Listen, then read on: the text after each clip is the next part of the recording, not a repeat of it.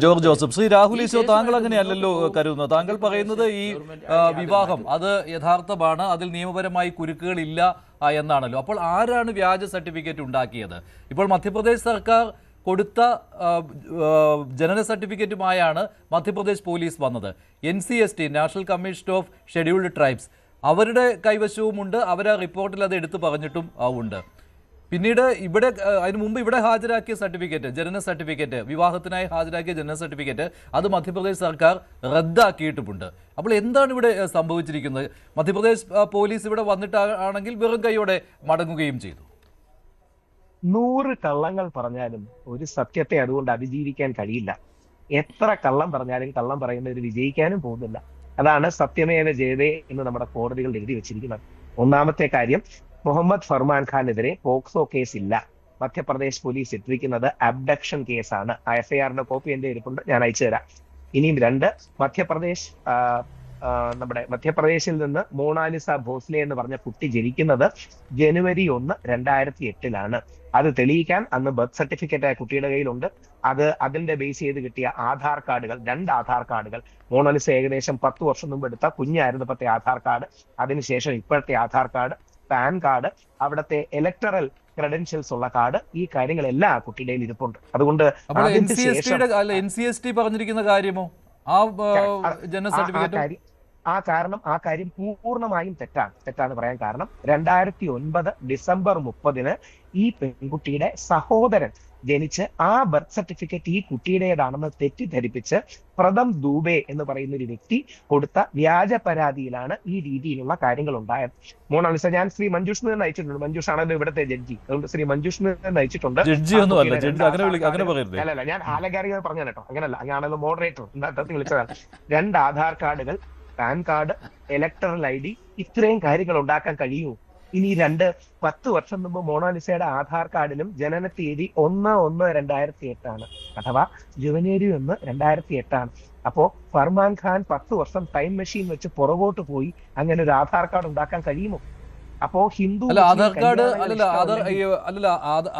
അല്ലല്ലോ അതിൽ ബാധകമാകുന്നത്, അത് ജനന സർട്ടിഫിക്കറ്റ് തന്നെയാണ്. ജനന സർട്ടിഫിക്കറ്റ് ഡേറ്റ് ഓഫ് ബർത്ത് തെളിയിക്കുവാനായിട്ട് ആ ജനന സർട്ടിഫിക്കറ്റ് മധ്യപ്രദേശ് സർക്കാർ റദ്ദാക്കിയിട്ടില്ലേ? അത് ശരിയാണോ തെറ്റാണോ? അല്ല, മധ്യപ്രദേശ് സർക്കാർ റദ്ദാക്കിയിട്ടുണ്ട്. ഇനി ഒരു കാര്യം കൂടി, ജനന സർട്ടിഫിക്കറ്റ് റദ്ദാക്കിയാലും ഈ കമ്മ്യൂണിസ്റ്റുകാരോടുള്ള ദേഷ്യം വെച്ച് ഗോവിന്ദ മാഷിനെയും മേയറേയും MP കുറ്റം പറയുന്നതിൽ എന്താ അർത്ഥം? ഇനി റദ്ദാക്കിയെന്ന് തന്നെ ഇരിക്കട്ടെ, റദ്ദാക്കിയാലും ആ പെൺകുട്ടി കല്യാണം കഴിക്കുന്ന സമയത്ത് അത് വാലിഡ് ആയിരുന്നല്ലോ. റദ്ദാക്കാൻ കാരണം അത് കള്ള സർട്ടിഫിക്കറ്റ് ആയതുകൊണ്ടല്ലേ? അല്ല, അതുകൊണ്ടല്ല. എന്താണ് ആ കാര്യം കൃത്യമായിട്ട് പറഞ്ഞുതരാം. യഥാർത്ഥത്തിൽ ഹിന്ദു മുസ്ലിം കല്യാണങ്ങളോടുള്ള അസഹിഷ്ണുതയും ഇവർക്ക് പണി കൊടുക്കാനുള്ള ആഗ്രഹവും കൊണ്ട് പ്രഥം ദൂബയെ പോലൊരു വ്യക്തി ചെന്ന്, അല്ലെങ്കിൽ പുള്ളി ഒരു തീവ്ര ഹിന്ദുത്വവാദി ലൈനുള്ള ആളാണ്, അയാൾ ചെന്ന് മാനിപ്പുലേറ്റ് ചെയ്തതാണ് ഈ കുട്ടിയുടെ. ക്ലാരിറ്റി വേണം. ഏത് സർട്ടിഫിക്കറ്റ്? ഈ പറയുന്ന വിവാഹത്തിന് വേണ്ടി ഹാജരാക്കിയ സർട്ടിഫിക്കറ്റ്, അതായത് 1/1/2008 ആ കുട്ടി ജനിച്ചത് എന്ന് കാണിക്കുന്ന സർട്ടിഫിക്കറ്റ് മധ്യപ്രദേശ് സർക്കാരിൽ സമ്മർദ്ദം ചെലുത്തി റദ്ദാക്കിയതാണ് എന്നാണ് താങ്കൾ പറയുന്നത്, അല്ലേ? 100%. 1/1/2008 ജനിച്ച ഈ കുട്ടി 2009 ഡിസംബർ 30-നാണ് ജനിച്ചതെന്ന് തെറ്റിദ്ധാരണ ഉണ്ടാക്കാനായി പ്രഥം ദൂബെ എന്ന് പറയുന്ന ഒരു വ്യക്തി ചെയ്ത കാര്യമാണ്. അതിനെതിരെ മോണാലിസ കേരളത്തിലെ ADGP-ക്കും കമ്മീഷണർക്കും പരാതി കൊടുത്തിട്ടുണ്ട്. ഈ 2 ദിവസങ്ങളിനുള്ളിൽ കോടതിയിൽ തന്നെ പ്രസന്റ് ചെയ്ത് ആ കുട്ടി സ്റ്റേറ്റ്മെന്റ് കൊടുക്കുന്നുമുണ്ട്. ഇപ്പൊ ആ പെൺകുട്ടി പ്രഗ്നന്റും കൂടിയാണ്. യഥാർത്ഥത്തിൽ നമ്മൾ ഇവരെ ദ്രോഹിക്കുന്നത് കൊണ്ട് യാതൊരു അർത്ഥവുമില്ല. ശ്രീ മഞ്ജുഷ്, ഒറ്റ കാര്യം ആലോചിച്ച് നോക്കൂ. 2 ആധാർ കാർഡുകൾ, അതായത് ആദ്യത്തെ ആധാർ കാർഡിന്റെ ഫോട്ടോ പഴയത്, പിന്നത്തെ ഇപ്പോഴത്തെ ഫോട്ടോ, ആധാർ കാർഡ് 10 വർഷം മുമ്പത്തെ ആധാർ കാർഡ്, പാൻ കാർഡ്, ഈ കുട്ടിയുടെ ഇലക്ടറൽ ക്രെഡൻഷ്യൽ, അതായത് ആ കുട്ടിയെ ഇലക്ടറൽ ID-യിൽ കയറ്റിയിട്ടുണ്ട്. ഇതെല്ലാം അവർക്ക് മാനിപ്പുലേറ്റ് ചെയ്ത് ഉണ്ടാക്കാൻ കഴിയുന്നു. നേരെ തിരിച്ച് ഇവർ ചെയ്തത് ഈ പെൺകുട്ടിയുടെ അനിയൻ, NCST-യിൽ ഹാജരാക്കിയതോ national commission of scheduled tribes അവിടെ ഹാജരാക്കിയത് സർട്ടിഫിക്കറ്റോ? അത് വ്യാജമാണ്, തെറ്റാണ്. പ്രഥം ദൂബെ മിസ്റെപ്രസെന്റ് ചെയ്തതാണ്. ഈ പെൺകുട്ടിയുടെ അനിയന്റെ ബർത്ത്ഡേ ഈ പെൺകുട്ടിയുടേതാണ് എന്ന് മിസ്റെപ്രസെന്റ് ചെയ്ത് ഈ പെൺകുട്ടിക്കും ഫർമാനും പണി കൊടുക്കാൻ വേണ്ടി ചെയ്തതാണ്. എനിക്ക് അവരോട് പറയാനുള്ള ഒറ്റ കാര്യമേ ഉള്ളൂ, നിങ്ങൾക്ക് പണി കൊടുക്കണമെങ്കിൽ ഈ മുതിർന്ന ആൾക്കാർക്ക് പണി കൊടുക്കുക, ഈ 18-25 വയസ്സായ പിള്ളേർക്ക് പണി കൊടുക്കാതിരിക്കുക.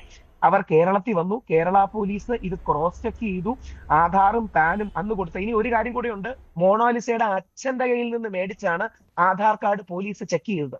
ആ പോലീസ് സ്റ്റേഷനിൽ പോയാൽ അല്ലെങ്കിൽ അവിടുത്തെ CCTV ദൃശ്യങ്ങളിൽ മോണാലിസയുടെ അച്ഛൻ വന്നതടക്കമുള്ള കാര്യങ്ങൾ കാണാൻ കഴിയും. 2 പോക്സോ എന്നൊക്കെ നമ്മള് പുട്ടിന് അദ്ദേഹം മകളെ കാണാനില്ല എന്നുള്ള പരാതി കൊടുത്തയാളല്ലേ? അദ്ദേഹം ന്യൂസ് 18-നുമായി സംസാരിച്ചിരുന്നു അദ്ദേഹത്തിന്റെ നാട്ടിൽ വെച്ച്. തട്ടിക്കൊണ്ടു പോയതാണെന്നാണ് അദ്ദേഹം പരാതി കൊടുത്തത്. അപ്പോൾ അല്ല, മാത്രമല്ല ജനിച്ച് 18 വയസ്സ് കഴിഞ്ഞിട്ടില്ലെന്നും പറഞ്ഞിരുന്നു. അല്ല, തട്ടിക്കൊണ്ടുപോയതാണെങ്കിൽ എന്തിനാ പോലീസ് സ്റ്റേഷനിൽ കൂടെ പോയത്? തട്ടിക്കൊണ്ടുപോയതാണെങ്കിൽ ഈ അച്ഛന്റെ ആധാർ കാർഡ് എന്തിനാ പോലീസിന് കൊടുത്തത്? അത് താങ്കൾ പറഞ്ഞത് എവിടെ?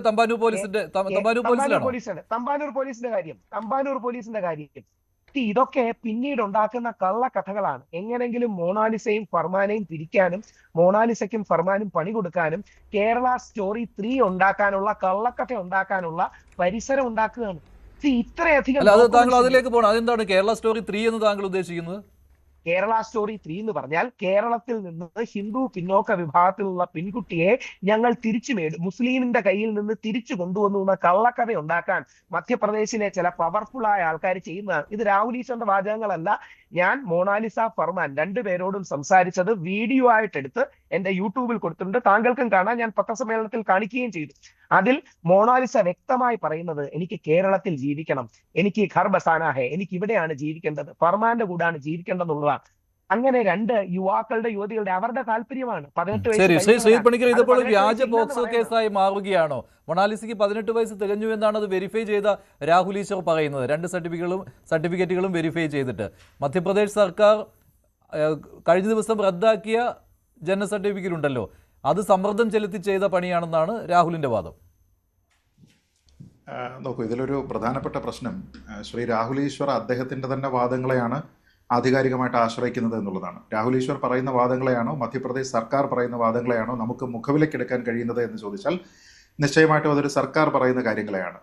ഏതെങ്കിലും രീതിയിലത്തേക്കുള്ള ഒരു പ്രകോപനത്തിന്റെ അടിസ്ഥാനത്തിൽ ഏതെങ്കിലും ഒരു ഹിന്ദുത്വ ശക്തി ആവശ്യപ്പെട്ട് കേരള സ്റ്റോറി 3 ക്രിയേറ്റ് ചെയ്യണം എന്നുള്ള ഒരു ആഗ്രഹത്തിന്റെ പേരിൽ പറഞ്ഞാൽ അതിന് ഉടനെ തന്നെ വെള്ളം കോരാൻ വേണ്ടിയിട്ട് നിൽക്കുന്ന ആൾക്കാരാണോ നമ്മുടെ നാട്ടിലെ ഒരു സർക്കാർ അല്ലെങ്കിൽ ഒരു സംസ്ഥാനം ഭരിക്കുന്നത് എന്ന് ചോദിച്ചു കഴിഞ്ഞാൽ അത് ലോജിക്കലായിട്ടോ റീസണബിളായിട്ടോ എനിക്ക് തോന്നുന്നില്ല. അതേസമയം ശ്രീ രാഹുൽ ഈശ്വർ പറയുന്ന അദ്ദേഹത്തിൻ്റെ വാദം അനുസരിച്ചിട്ടുള്ള ലോജിക്കലായിട്ടുള്ള ക്വസ്റ്റ്യൻ എന്ന് പറയുന്നത്, എങ്ങനെയാണ് ഒരു വ്യക്തിയുടെ പാൻ കാർഡും ആ വ്യക്തിയുടെ ആധാർ കാർഡും ആ വ്യക്തിയുടെ വോട്ടർ ID കാർഡും ഒക്കെ ഉണ്ടാക്കുന്നത്, അത് വ്യാജമായിട്ട് നിർമ്മിക്കാൻ കഴിയുമോ എന്നാണ്. അത് വ്യാജമായിട്ട് നിർമ്മിക്കാൻ കഴിയും എന്നെങ്കിലും നമുക്കറിയാവുന്ന ഒരു കാര്യമാണ്.